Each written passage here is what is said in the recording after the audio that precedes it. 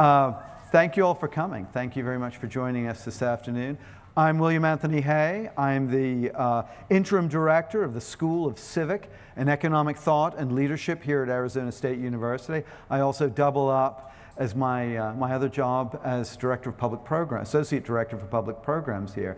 And in that regard, I'm especially pleased you can join us here for the last event in our Civic Discourse Project, our annual lecture series. Our theme this year has been Civics, Patriotism, and America's Prospects. Today we have America's leading scholar of Abraham Lincoln and the Civil War to discuss what the Civil War is really about. Now this is Skettle's 7th year organizing the Civic Discourse Project. And it's a series of public events we have for ASU and the Metro Phoenix community, and also for national audiences. We're glad to continue our collaboration with Arizona Public Broadcasting for another season recording the Civic Discourse Program events. They archive all of the events on their website and broadcast episodes in the spring of each year. So what you've missed, you can catch again, or what you enjoyed, you can see again. You can also explore the video archive of our speaker events and webinars on the school's YouTube channel and on our ASU website, including all of the lecture and dialogue events in the Civic Discourse from 2017 onward.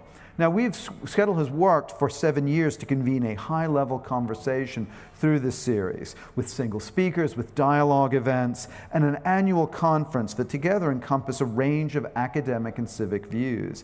The intellectual diversity we feature tries to exemplify civil disagreement, and it also argues for its importance in higher education and for American society. So this public project is an extension of the school's academic programs, our courses, our curriculum, degrees, and student experiences that strive to reconnect liberal arts education and the American civic tradition. In short, we practice what we teach. So we are very glad again to have you here. Now to our speaker. Dr. Alan Carl Gelzo is the Thomas W. Smith Distinguished Research Scholar in the James Madison Program in American Ideals and Institutions at Princeton University. A PhD graduate of the University of Pennsylvania, he has taught at Eastern University and Gettysburg College before coming to Princeton.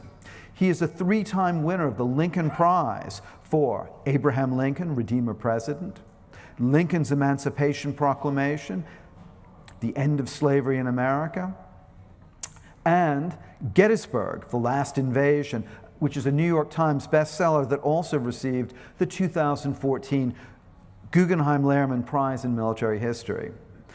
Dr. Gelzo contributes regularly to the Wall Street Journal, the New York Times, National Review, and the Washington Monthly. His newest book, released by Knopf in just this past February, is Our Ancient Faith, Lincoln, Democracy, and the American Experiment. I'm delighted to welcome Alan Gelzo.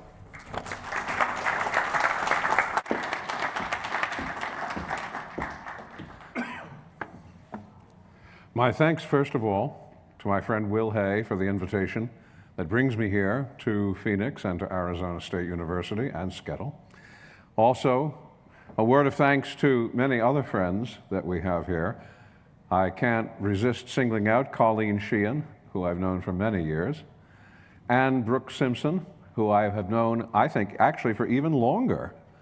So there are wonderful connections that get reestablished with every opportunity I have to visit Phoenix. And I'm happy to see all of you here this afternoon. Happy to see all of you except the one person who is dressed in the Cubs baseball outfit, because I think you need to know that I am a devoted Philadelphia Phillies fan and have suffered even more with the fate of the Phillies than even a Cubs fan has suffered with Wrigley Field. So that entirely aside, I'm very pleased to be able to be here and to speak about this question: what was the American Civil War really about? It's the kind of question where a lot of the time we think we know the answer almost automatically. but it's also one of those moments when you examine it even with the slightest bit of care, suddenly turns out to be a lot more complicated than it seemed. The American Civil War did not end well, which is not surprising, given that civil wars rarely have good endings. More than any other form of conflict, writes David Armitage, it is not war between states, not terrorism, but civil war, which has been the graveyard of nations. Civil war, Armitage says, is the most widespread, the most destructive, and the most characteristic form of organized human violence. And we could add, the one which has proven the most difficult to forget. Civil war is the hatchet that will not bury. Whether it's Ireland in the 1970s, Spain in the 1930s, or the Balkans in the 1990s. Whether it's the Roman Republic or democratic Greece, civil war has no permanent peace conference, and often no peace conference at all. As T.S. Eliot remarked, writing about John Milton and the English Civil War of the 17th century, I question whether any serious civil war ever does end. No matter how long in the past, societies scarred by civil war are, Eliot said, so convulsed and divided that the effects are still felt centuries later. Well, the American Civil War is no exception to that. Our Civil War has lived on and made us limp through a botched Reconstruction, a haphazard racial landscape, a protracted sectionalism, riots over statues and remembrance, and in its least toxic form, battlefield reenactments. Entire academic history programs have been made out of the American Civil War. As late as 2012, over 200 nonfiction titles were focused on our Civil War and were released that year.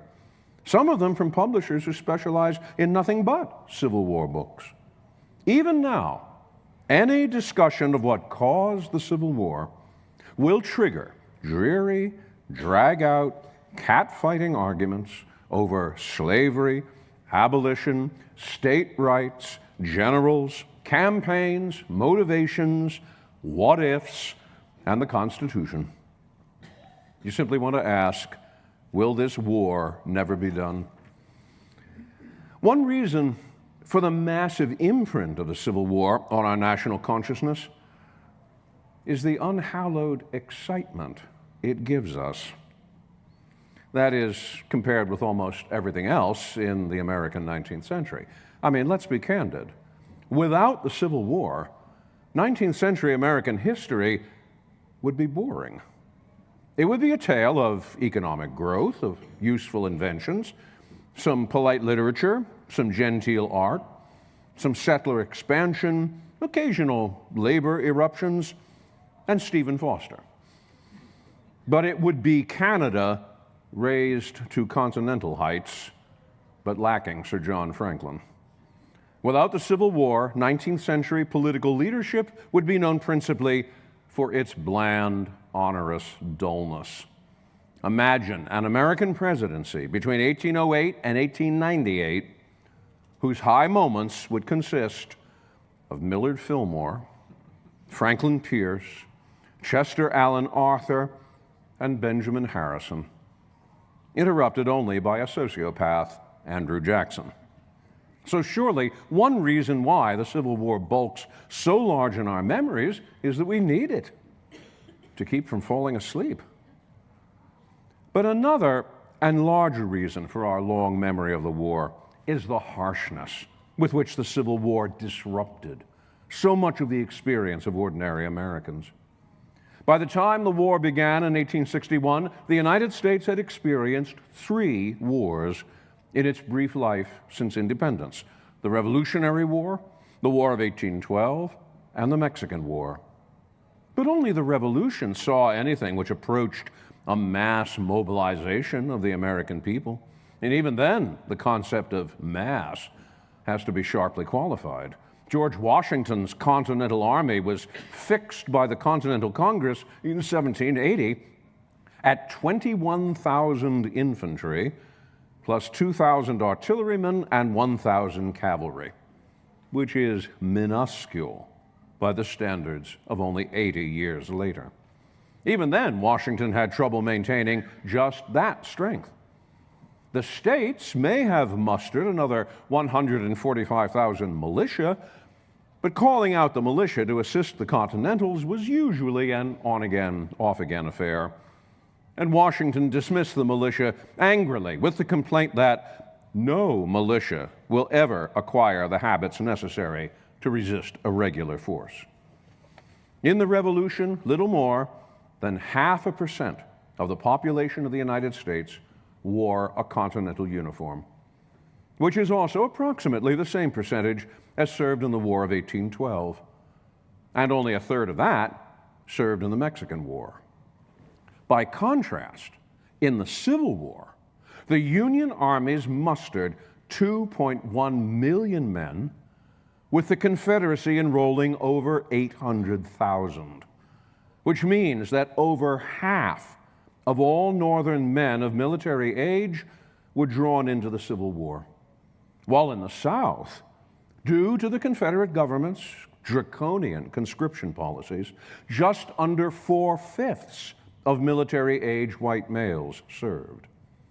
When we add to that estimates of the war's death toll, which now approach something like 750,000 by the most recent reckonings, we realize that almost 2.5% of the entire American population died in the Civil War, while in the South, the white military-age male population was literally decimated. Translated into modern terms, the Civil War's death toll would produce 8.25 million war deaths. World War II, by comparison, produced slightly over 407,000 deaths. If that comparison shocks us, imagine what it did to the consciousness of American society in 1865. It was not only the colossal demographic blow of the war which struck Americans, it was the way in which it was administered. So few Americans in 1861 had any idea of what 19th century warfare looked like beyond heroic melodramas and antiseptic history paintings, that the actual environment of combat simply outstripped their capacity to describe it. Over and over again, soldiers confessed in what became almost a formula that no words can depict the ghastly picture of battle. Worse than that, the soldiers' horrified sense of war's destructive novelty forced an unwelcome transformation on them. As one Confederate soldier wrote home from Richmond in June of 1862, "I don't believe I am the same being I was 2 weeks ago. At least I don't think as I used to, and things don't seem as they did." The experience of the war shocked Americans, and shocked them in many, many ways. The soldiers not only served, they marched across huge swathes of the American terrain, or they rode on railroads, or they passed from point to point on steamboats in a spatial dislocation that has never since been matched in American life. Elisha Stockwell, who ran away from his father's farm to join the 14th Wisconsin, had never even seen a black man before in his life. But his regiment marched through Georgia with William Tecumseh Sherman, and what he encountered there was the education of a lifetime. "I had thought before that God had made the Negro for a slave for the whites," Stockwell recalled. "But after seeing a slave owner try to whip 2 female slaves, my views on slavery took a change." Indeed, they did. Stockwell and his friends tied up the slave owner and gave the whip to the slaves. And it was not just the soldiers who turned into involuntary wanderers. Tens of thousands of unprepared, unguided, and undisciplined Southerners wrote Elizabeth Massey in Refugee Life in the Confederacy, voluntarily displaced themselves and floundered around the contracting Confederacy for months and years.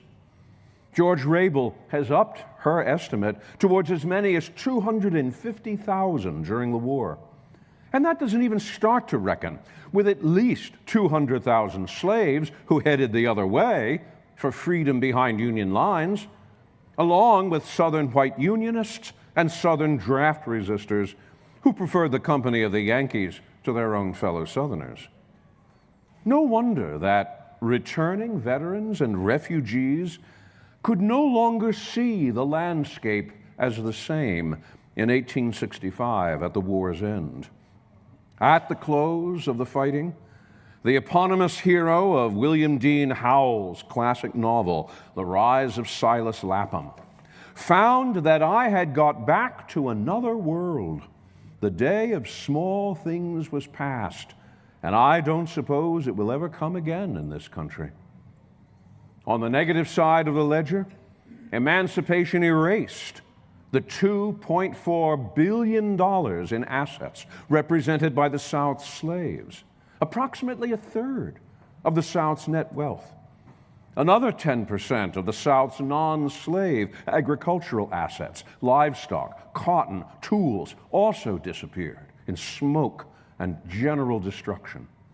In Alabama, per capita wealth among white farmers fell to 1/6 of what it had been in 1860.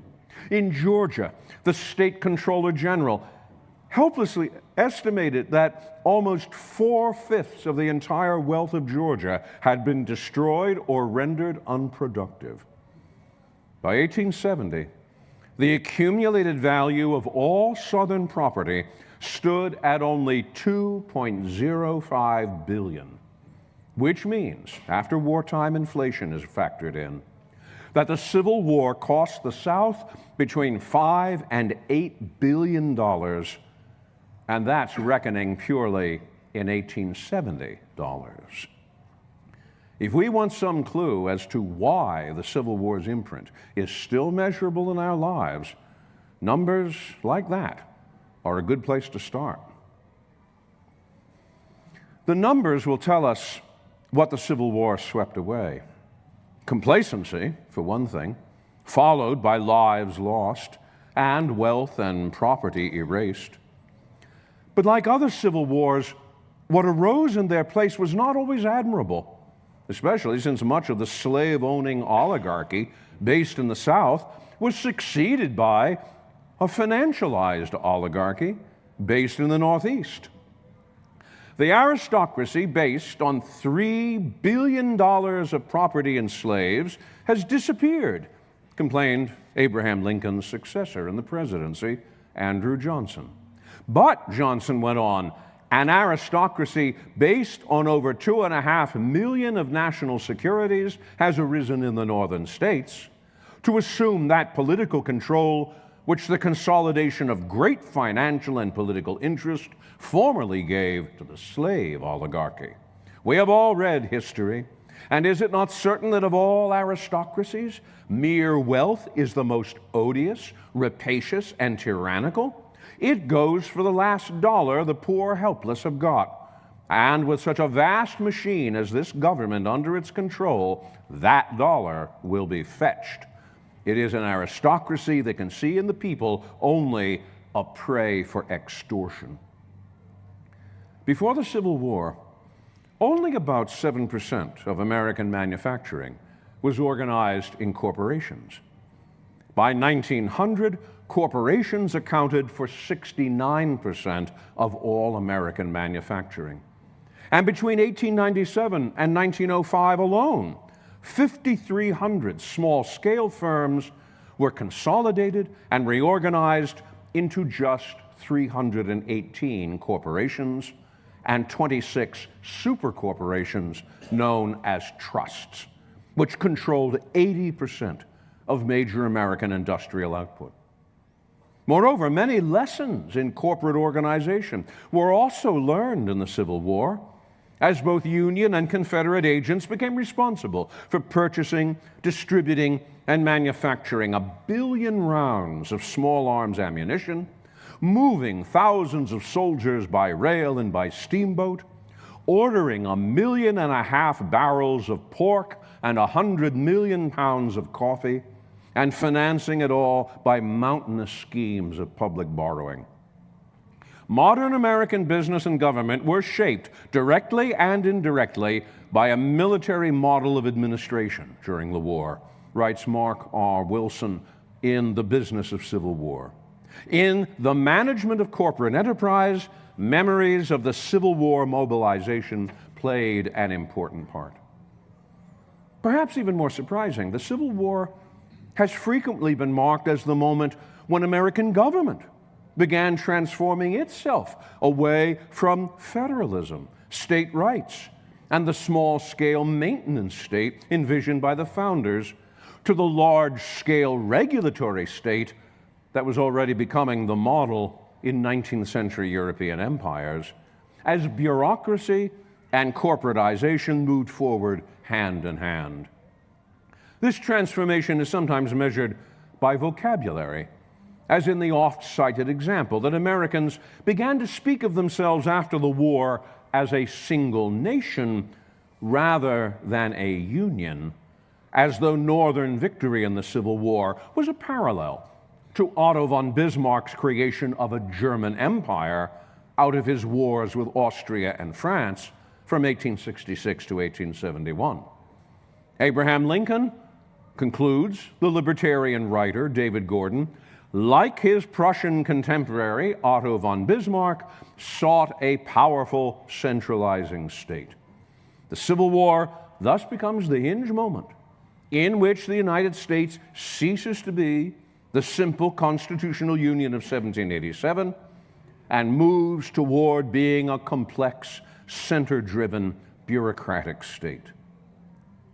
But perhaps the biggest loser of all in the Civil War was American religion.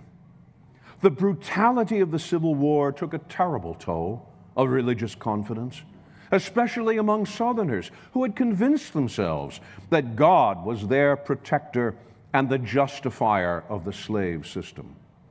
My faith in revelations and my faith in the institution of slavery had been woven together, wrote one Southern woman. But when slavery was done away with, my faith in God's holy book was terribly shaken. For a time, I doubted God. For Northern soldiers, likewise, the unpredictable trauma of combat also undermined religious certainty. It is hard, very hard, for one to retain his religious sentiments and feelings in this soldier life, admitted one New Jersey officer in 1862. Everything seems to tend in a different direction. There seems to be no thought of God, of their souls, etc., among the soldiers. And as much as Abraham Lincoln welcomed the support of Northern churches for the war effort, he delicately shunted aside the volumes of advice they bestowed on him. When the National Reform Association tried to persuade Lincoln to endorse amending the Constitution to insert an explicit recognition of Christianity, Lincoln politely let the matter die on the drawing board. Meanwhile, those elements in American life which did not change all seem to have stood still for the worse. Slavery, wrote W.E.B. Du Bois in 1935, withdrew the name of humanity until this battle called the Civil War changed it all.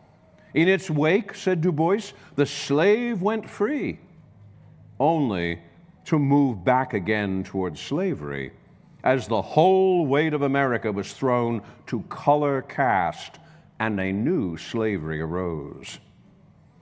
We would not be exaggerating if we began to wonder, in the spirit of Du Bois, whether the Civil War had been mostly, if not entirely, a ghastly blunder from which we have never recovered. By this reckoning, the Civil War brought the United States into the modern world.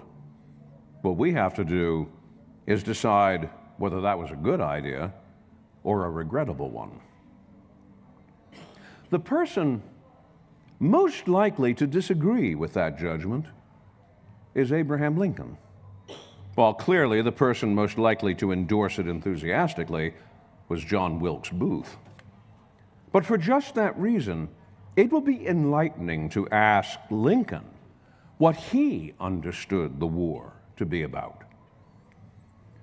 The so-called Confederacy was, in his view, merely an insurrection, masquerading under the excuse of secession. It was the entirely undemocratic effort of a minority to overthrow the decision of a majority, as represented by his election in November 1860.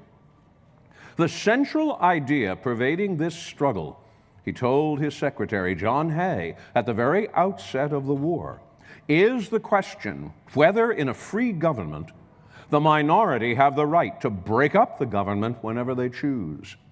And he most decisively believed that they did not. The proof of the bad spirit of the Confederacy could be seen, he believed, in the Confederate government itself, since the Confederacy, according to Lincoln, had no real government, much less one of, by, and for its people. The strength of the rebellion is its military, its army, he wrote in 1863. In that light, the Confederacy was really little more than an armed mob, and a mob, armed or otherwise, is not the same thing as a government which operates by laws, much less a democracy in which majorities prevail. This was not just a technical quibble in political theory either. The United States was the first large-scale experiment in democratic republicanism since the days of Rome, and even Rome had not been all that democratic. And the United States lived in the midst of a sea of ruthless and hungry monarchies that were only waiting for the collapse of the American democracy to show to their own peoples that democracies are doomed to failure. In America, they saw democracy on its trial, and they saw how it failed, announced one overeager British aristocrat in November 1861. The result, he predicted, would show that the separation of the two great sections of that country was inevitable, and those who lived long enough would, in his opinion, see an aristocracy established in America, which was just the result Lincoln dreaded if the Confederacy was allowed an uncontested exit from the Union.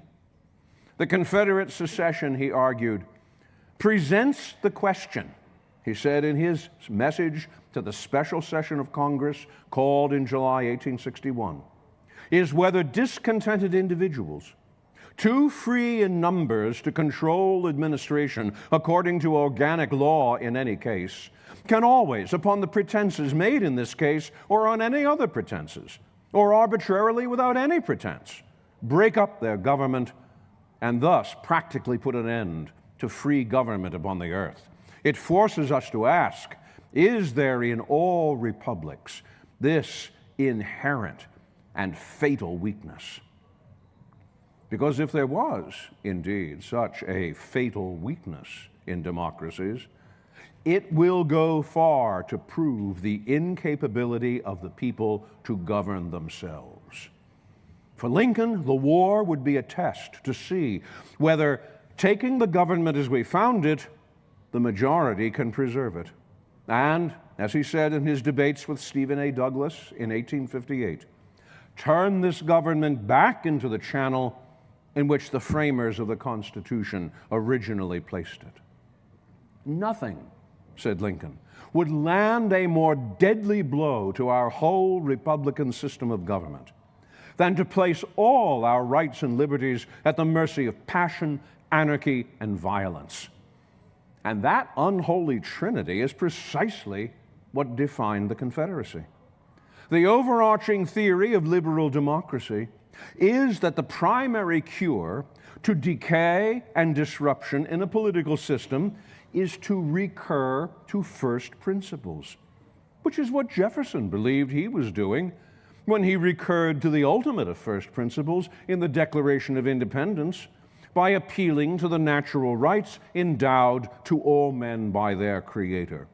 And it was what Lincoln believed he was doing when he spoke in Philadelphia in 1861 of never having had a feeling politically that did not spring from the sentiments embodied in the Declaration of Independence. Lincoln's contemporaries echoed his sense that the Civil War's fundamental purpose was to return to, preserve, and perpetuate the original idea of a democratic republic, as opposed to the Confederacy's departure from that idea. All the worn-out aristocracies of Europe saw in the spurious feudalism of slaveholding their strongest outpost and banded themselves together with the deadly enemies of our national life, declared the historian George Bancroft in New York City in 1865. But Americans, Bancroft countered, express unwavering trust in the great principles that underlie our government and see their struggle as an incitement to the love of our one undivided individual country. Southerners were quite happy to participate in the life of the American democracy, wrote Harvard Law professor Joel Parker, right up to the moment when it appeared from the increase of population at the North that the South would lose the ascendancy which had long been enjoyed by means of the representation based upon their slaves. From that moment, they forgot all about democracy. Finding that the scepter was about to depart, the Southern leaders prepared for a rebellion, Parker added. On their side, they have cast aside all their constitutional obligations, while on the side of the Union, the priceless inheritance of constitutional free government would be defended without any violation of constitutional obligations and without any revolutionary measures on our part. If the intention of the Civil War was, as is sometimes called, the fostering of a second American Revolution, or the beginning of a second American Republic that effectively superseded the Constitution of 1787, or the remaking of the country in some novel economic or social fashion, no one would be more taken aback than Lincoln or Bancroft or Parker. It was not the Union, but the Confederacy which authored a second founding based on 19th century Romantic principles, not 18th century Enlightenment ones, and appealing not to reason and natural law, but to romantic concepts of race, soil, and culture. Granted, a new constitution did emerge from the war, but that was the constitution adopted by the Confederate States at Montgomery, Alabama in March 1861. A constitution which explicitly recognized human slavery and which nudged the new Confederate regime in the direction of British cabinet-style parliamentary government. There is certainly little evidence that the Civil War marked the birth of a gargantuan administrative state. The federal budget, which swelled during the war years from $85 million in 1861 to $1.9 billion in 1865, the year the war ended and the year Lincoln was assassinated, shrank back again to $424 million by 1871. By 1880, the federal budget was only 16.5% of what it had been in 1865. By November of 1865, 80% of the Union Army had been demobilized. By the middle of 1875, the U.S. Army was down to just 25,500 officers and other ranks. And the bulk of this demobilization was, wrote William G. Moody in 1883, accomplished within 120 days after the signing of the capitulation at Appomattox Courthouse. A change greater, more rapidly made, and of more momentous consequences than the world ever before witnessed. The American economy, likewise, would indeed grow in both size and corporate proportions after the Civil War. But much of that growth and much of its financialization and corporatization would likely have happened anyway, with or without the experience of the war. In fact, the war's role in transforming the economy was more unpredictable than many observers supposed. In Pennsylvania's rural Chester County, the war multiplied land values and boosted the Phoenix Iron Works in Phoenixville to a competitive level with British iron makers. But the war also starved to death the cotton and woolen mills, which had been the original foundation of Northern industry in the first half of the 19th century. In fact, taken one step further, it is not clear just how much of the North could really be said to have been industrialized in the Civil War. Sore losers among the defeated Confederates tried to insist that their loss was the result of a war that stacked a Northern industrial juggernaut against an agricultural confederacy. But 72% of Northern members of Congress during the Civil War represented rural districts. Farming districts outnumbered industrial ones by a factor of 4 to 1. As the economic historian John Houston has argued, the war was really the contest of two different forms of agriculture, the free family farm and the slave-based plantation, rather than an industrial versus agrarian square-off. Of the northern states in the Civil War, only two, Massachusetts and Rhode Island, were less than 50% rural in their economies. And whatever limited contribution Northern industrial muscle provided during the war was channeled into the production of articles, from siege guns to uniforms, which had no peacetime value or market, and which disappeared once the war was over. Above all, it remains one of the ironies of the Civil War that it was not Jefferson Davis, the head of a confederacy supposedly dedicated to state rights and local government, who paid the most attention to federalism and state sovereignty, but rather Abraham Lincoln. During the course of the war, Lincoln consulted with Northern governors on at least 8 occasions. Jefferson Davis seems never to have done so once. If anything, it was the Confederacy which became the first great American exercise in concentrated bureaucratic rule. From its relentless conscription policies to the imposition of internal passports on its passenger railroads. Ironically, the 4 decades which followed the victory of the federal government in the Civil War were actually the golden age of real federalism, not the pre-war slave state bullying kind of federalism, but that of real state rights, since every major initiative for reform, from votes for women to public education, occurred on the state level. Alas, it was also what gave us Jim Crow. We do not reckon sufficiently with what Lincoln saw as the Civil War's principal accomplishment, which was not the creation of a centralized nation state, nor even the abolition of slavery, which certainly deserves to rank highly enough. Rather, the war and even the abolition of slavery were all for Lincoln part of a larger script devoted to the justification of liberal democracy. For in every way in which we can say that the Civil War ended badly, it did succeed in this one significant thing. It made democracy believable to the world again.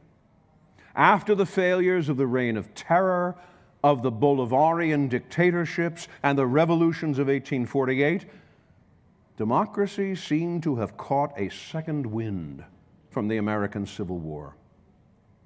Lincoln cast this new birth of freedom in its most eloquent form at Gettysburg, when he asked Americans to acknowledge that the fundamental goal of this great Civil War was making permanent a government of the people, by the people, and for the people.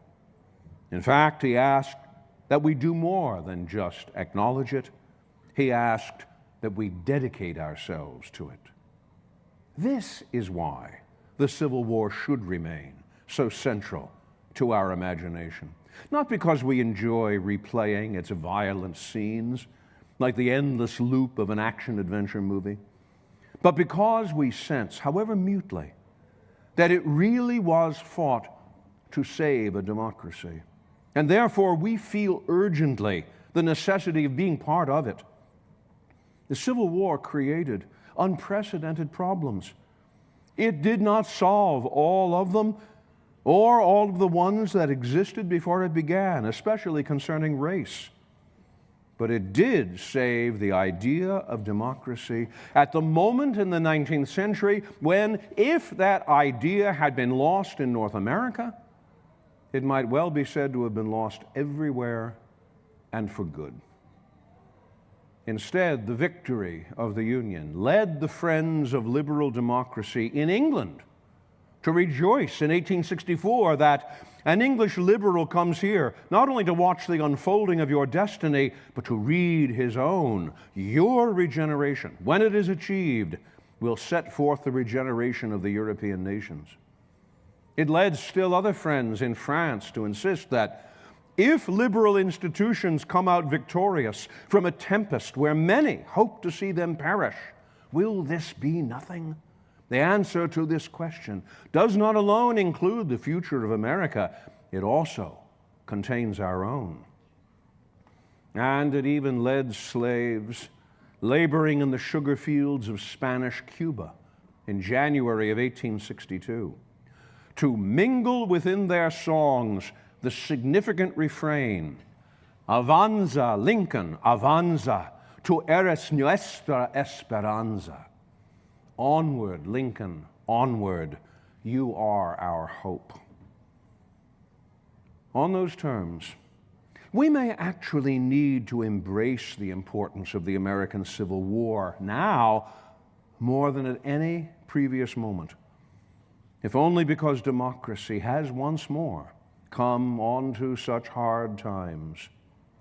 30 years ago, with the collapse of democracy's most serious totalitarian rival, democracy seemed to stand as the only viable form of government in the modern world, as the end of history. But since then, democracy has sagged. A former Soviet intelligence operative shrewdly twisted post-Soviet elections into a nationalist authoritarianism. The fastest growing and most aggressive economy in the world belongs to a repressive dictatorship. According to the annual surveys published by Freedom House, the number of people living in genuinely democratic states has fallen by more than half since 2003. We need to know and to understand the Civil War for what it failed to do, yes, but also for the one surpassingly great thing it saved, and why it was worth the last full measure of devotion. We should not need to romanticize the Civil War, or any war, and its outcomes. But sometimes we need to acknowledge that war has saved endangered things from becoming infinitely more endangered. Winston Churchill, who had experience of many wars that should never have happened, and one whose happening was thrust upon him, once wrote that the American Civil War must, upon the whole, be considered the noblest and least avoidable of all the great mass conflicts of which till then there was record. He was not wrong, and we will not be wrong if we let the memory of the Civil War and of Lincoln bring us back to the first principles of our democracy. Thank you very much.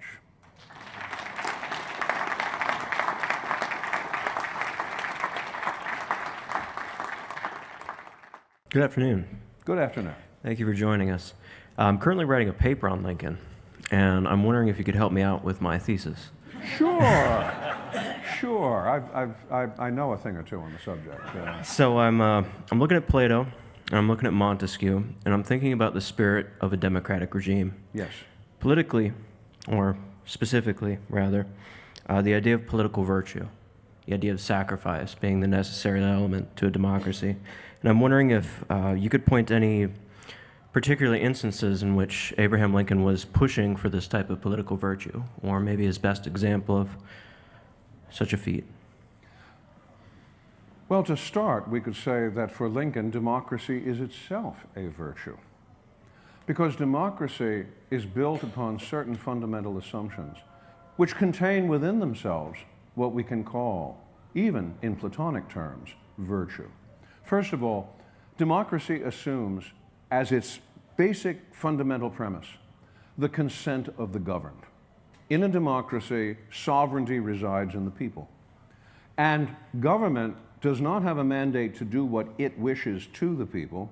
Rather, government may only do that which the people themselves consent to have it do. So the consent of the governed, this for Lincoln was what he called the sheet anchor of American republicanism. He would go on from there to say that this actually amounts to an almost religious conviction. He described the Declaration of Independence, for instance, as our ancient faith. And that's a phrase I picked up and used as the title of the book that Will was describing at the very beginning. Our ancient faith, it almost has a religious connotation. So we start with those basic premises of democracy, and we discover that there is a virtue in them just by what they are. Now, one criticism which is often made of democracy, and to a certain degree Plato reflects this.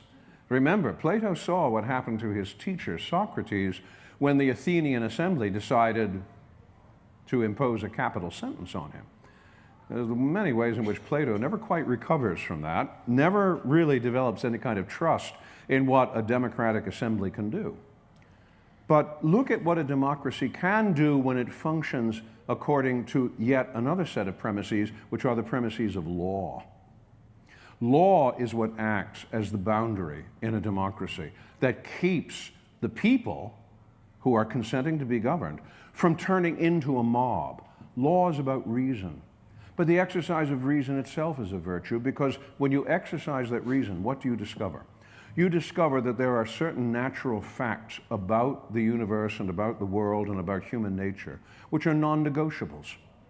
This was the argument Lincoln deployed against Stephen A. Douglas when he was talking about slavery in the great debates of 1858. Douglas tried to justify slavery on what Douglas tried to explain as democratic grounds. If 51% of the people in a given place, a territory, a state, want to legalize slavery, they should be allowed to do it. And he said, I don't care whether it's voted up or voted down, so long as the voting is an appropriate and proper process.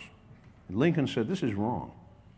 This is wrong because look at the ant. Even an ant, he said, an ant who is trying to drag a crumb of bread to its nest will furiously defend its possession of that crumb against competitor ants.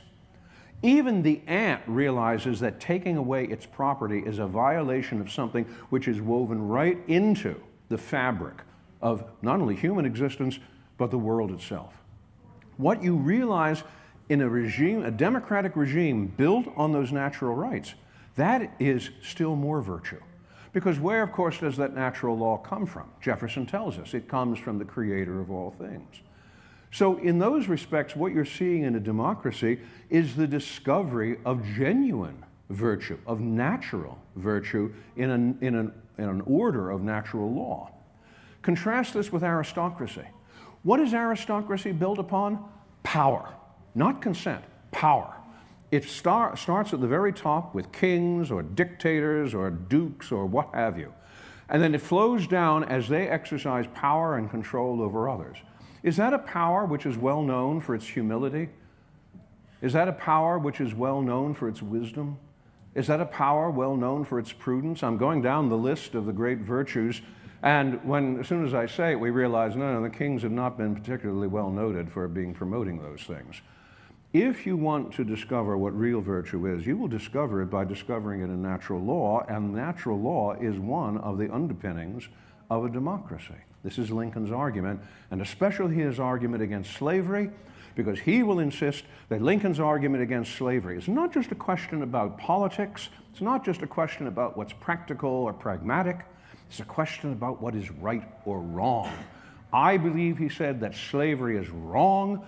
I have never known a time when I was not so convinced, when I did not so think. So if I have to respond to Plato's skepticism about the way democracies often function, Lincoln will stand right there and say, yes, I know, there are moments when democracies lose their hold on reason. There have been moments, in fact, in Lincoln's own life when, in 1838, he gave his first great public speech, the Lyceum Address, in which he candidly lays out examples of how Americans have been carried away by passion and overridden the boundaries of law. What is the solution to that?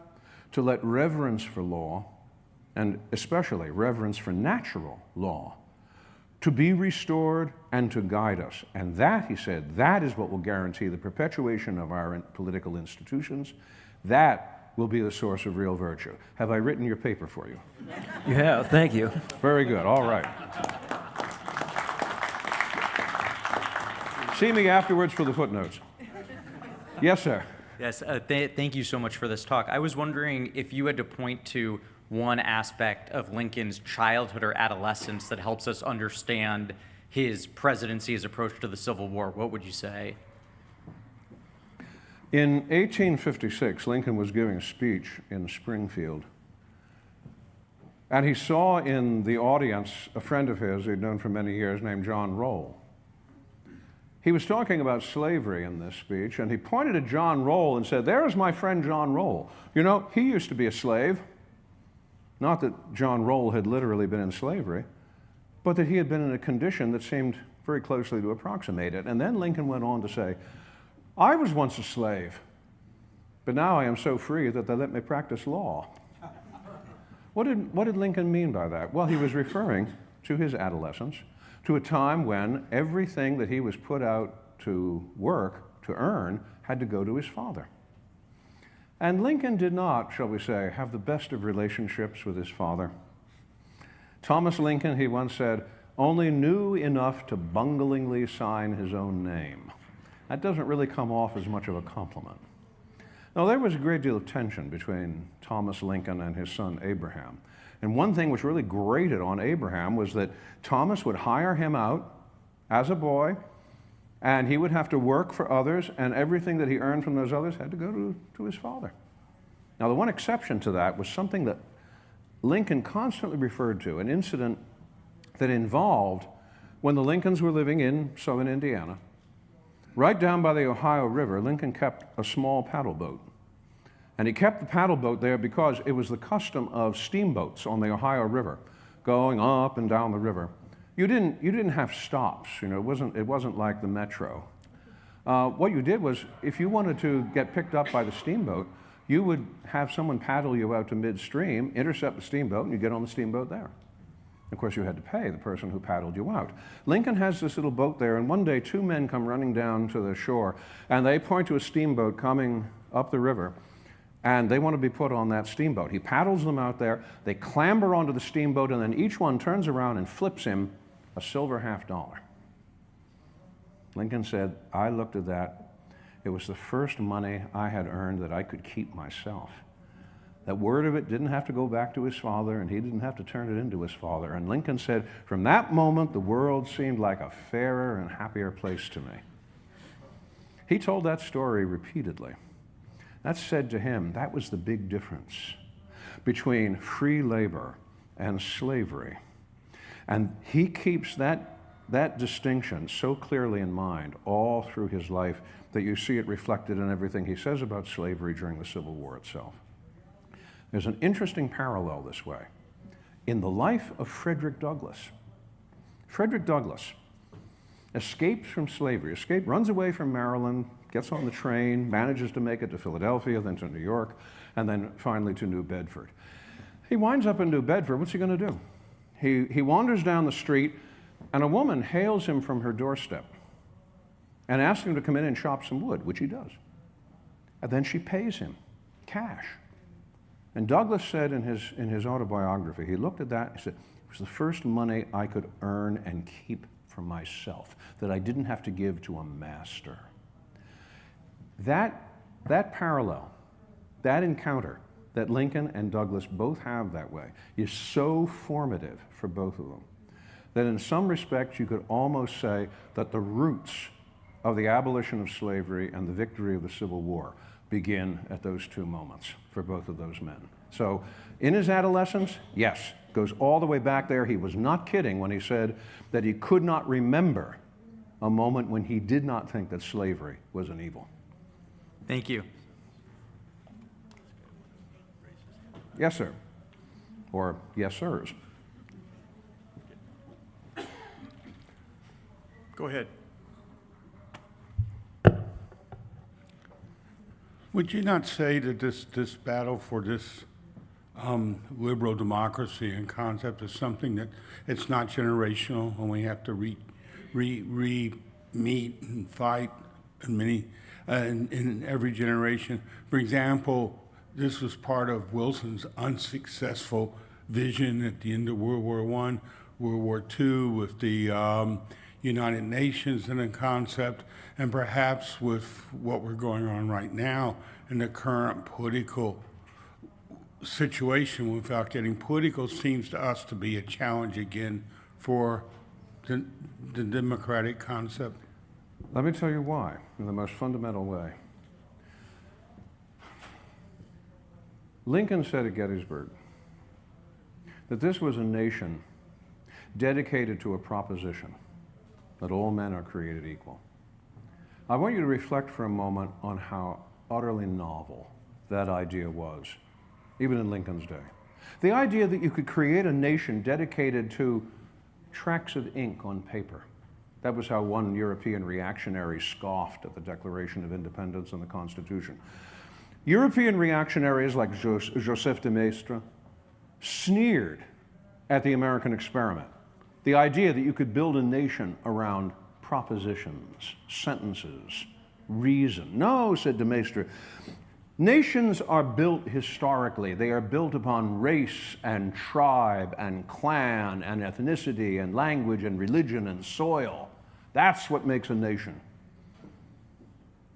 They thought it was ridiculous that Americans thought they could confect a nation out of assent to propositions. You mean any Tom, Dick, and Harry that gets off the boat and reads the Constitution and the Declaration and says yes can be part of the American experiment?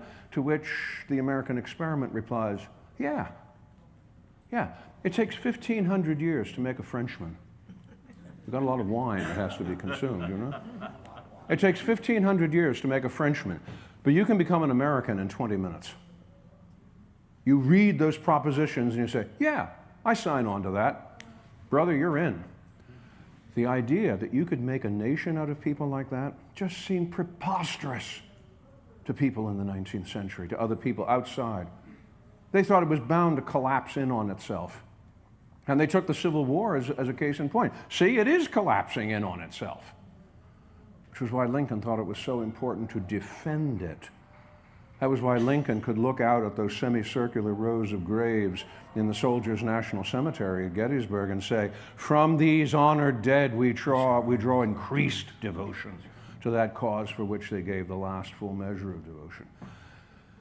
Lincoln looked at those graves. He looked at the dead who were buried there. He didn't see in them the armies of Europe, armies of debased peasants who had to be flogged into obedience to their officers. These were ordinary people. These were clerks. These were farmers. These were lawyers. These were businessmen. These were shop owners.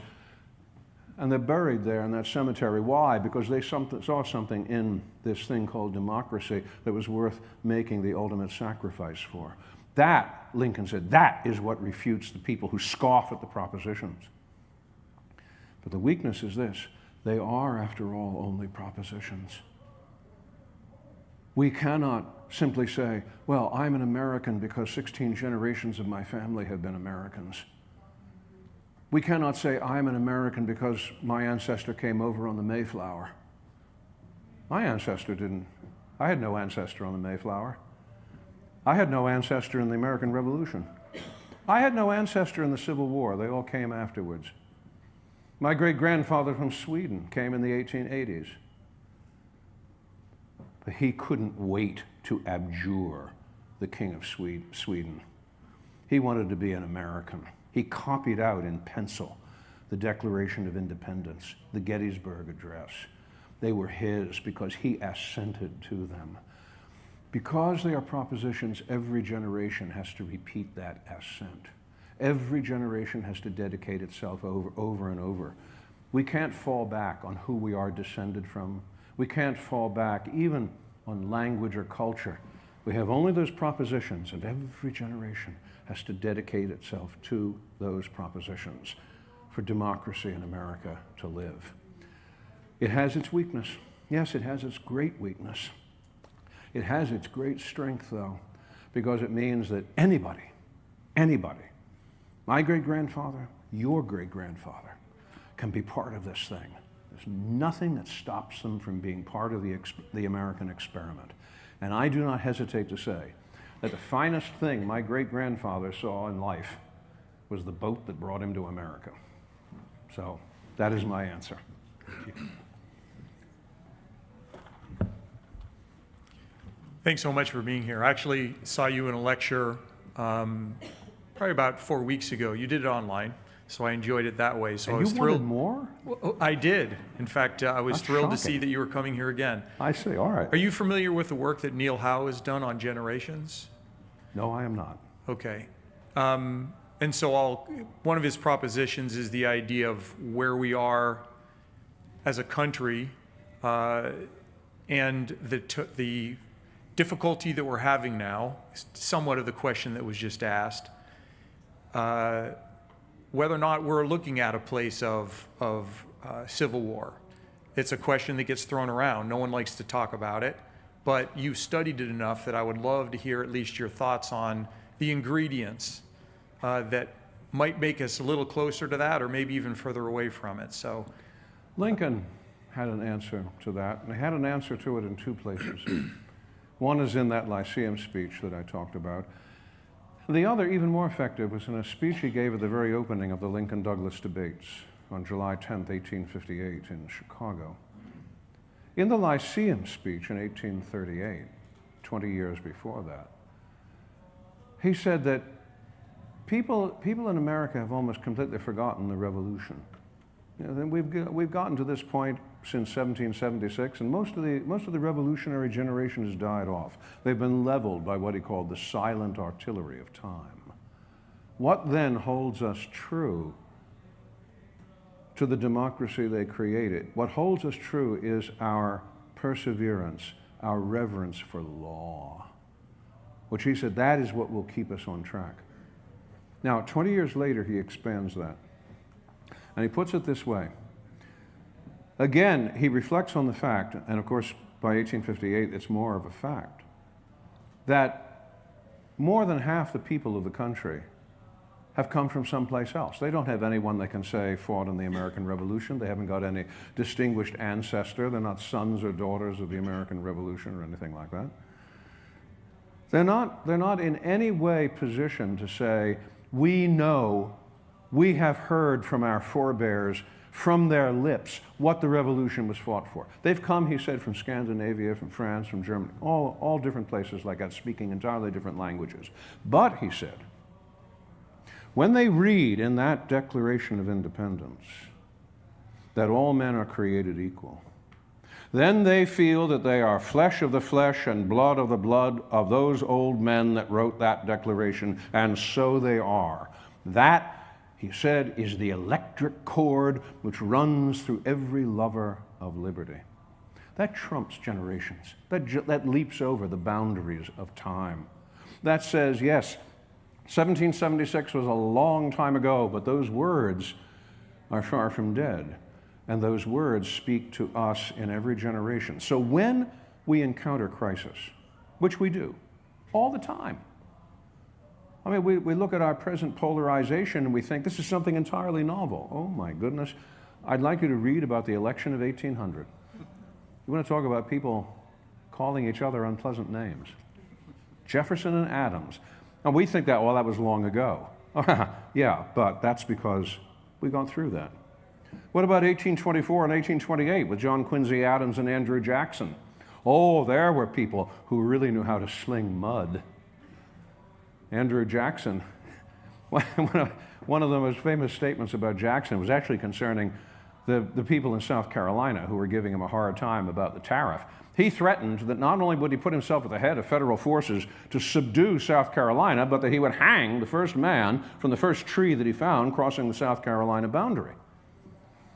A nervous South Carolina senator went to his supporter, Thomas Hart Benton, and asked, "Does Jackson really mean that?" And Benton replied, "When Andy Jackson starts talking about a hanging, men start looking for a rope." Yeah, it was pretty tense then, too. And of course, it's very tense in 1860. It's tense time and time again because we shove this back and we say it's history, we think we've defused it. It's not. At those times, those were moments of crisis, too. I'd go so far as to say that in a democracy, you expect crisis because people can speak freely about their differences and their disagreements with each other. Have we survived these others? Yes, sometimes, as in the Civil War, at some great cost. We survived nonetheless. And I hope I'm not speaking like a cockeyed optimist to say, depending on our devotion to those principles, we will yet survive this because the principles of democracy are greater even than our disagreements and our polarizations. I say to people, take heart, be careful, be prudent, be wise. But take heart because democracy is not some fragile flower to be blown away by a puff of air. It has strength that is drawn from the natural order of things and from the natural desire of human beings to be free in a society where they can make of themselves what they will. I think there's more strength there than we give our democracy credit for. Thank you. Yes, sir. First off, my great-great-great-grandfather was a Swede-Danish who came over in the 1880s, so let's go. Yes. We build nations. All honor to our Scandinavians who gave us blonde hair for a little while. So you're telling me this won't last? Come back to me in 20 years and we'll see. Don't get overconfident.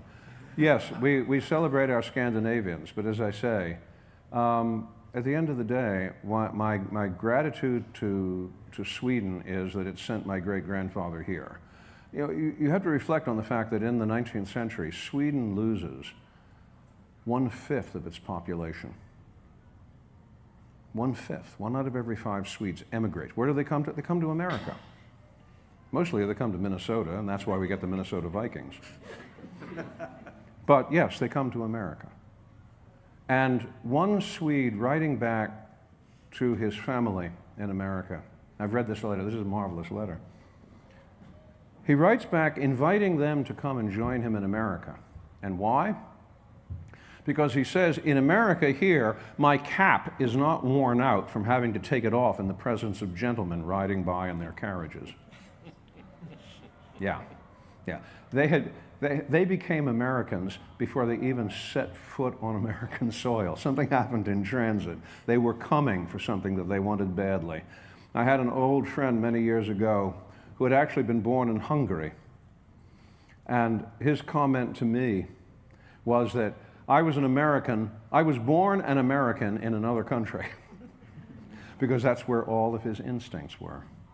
So yes, even though our ancestors came from all these other places, and even though we conduct DNA tests to find out who we're related to, and that's fun to do, and we have genealogical associations, and that's fun to do too, that's really never much more than amusement. The thing that makes the most difference to us is the fact that we are Americans in a democratic society, and that is what we affirm. And what is it that we affirm? Not tenets of race or religion or ethnicity or language, but those propositions in the Declaration of Independence. That's what we affirm. And now I'm going to actually give you a chance to ask your question. I was going to say, actually, getting back to Lincoln, I'd love to talk to you more about the history of your ancestors.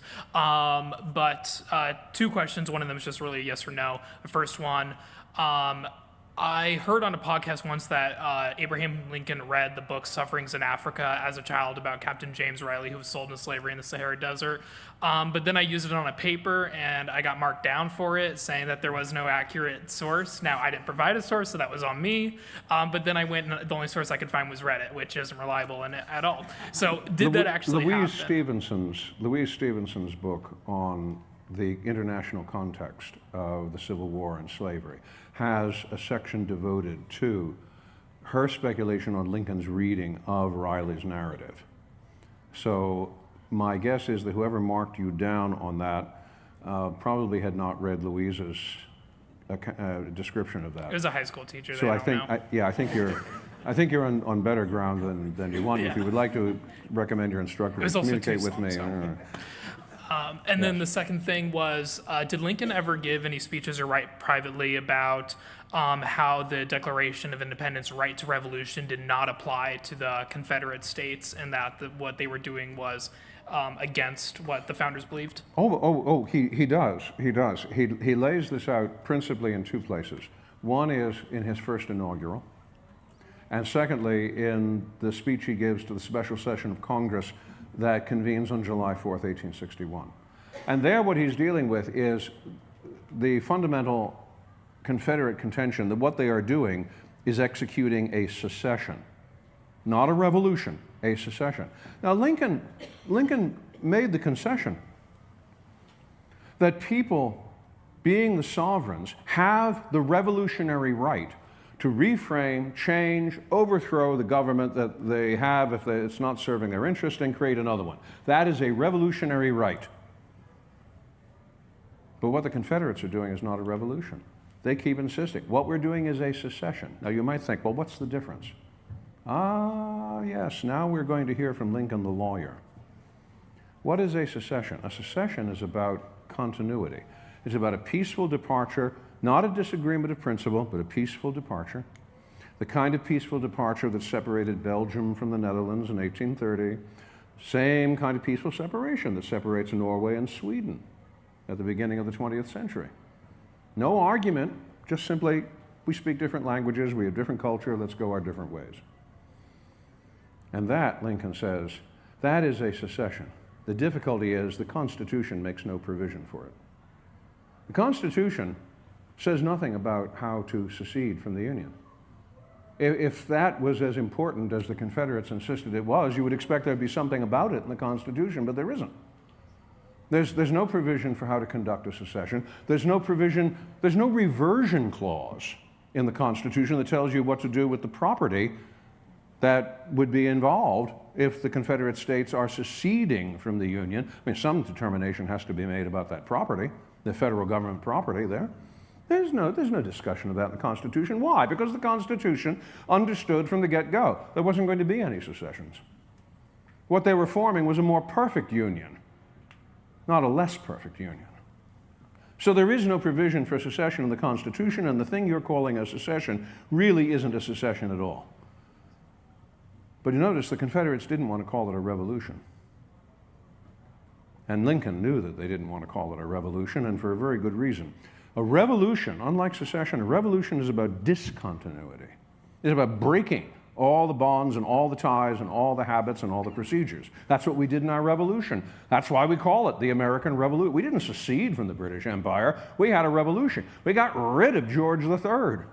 Now, not only George III, we got rid of a whole lot of dukes and earls and whatnot. We got rid of the whole structure of monarchical society. We got rid of British law. We got rid of British this, British that, and British the other. We even dumped tea in Boston Harbor. No, what we did was a revolution. But the Confederacy doesn't want to call what it's doing a revolution. It doesn't want to invoke discontinuity. Why? Because that would destabilize every law on their books about slavery. Oh, no, no, no, no. They have to insist that what they're doing is continuity, to preserve the integrity of those laws and the integrity of those law books. And Lincoln says you can call it as long as you like, secession, but there is no provision for secession. Sorry, folks, you're going to have to call it a revolution, but they don't want to do that. What is this really? Lincoln said, this is an insurrection. This is a rebellion. Call it for what it really is. So I've just given you a crash course in the legal and constitutional technicalities of secession and revolution, and that is how Lincoln responds to that. Yes, sir. I want to say again, thank you very much for coming and speaking here today. It's been very informational. I'm happy to be here. I wanted to ask, is there anything that sticks out to you about Lincoln that made him different and or special as a leader in such a difficult time in a democracy?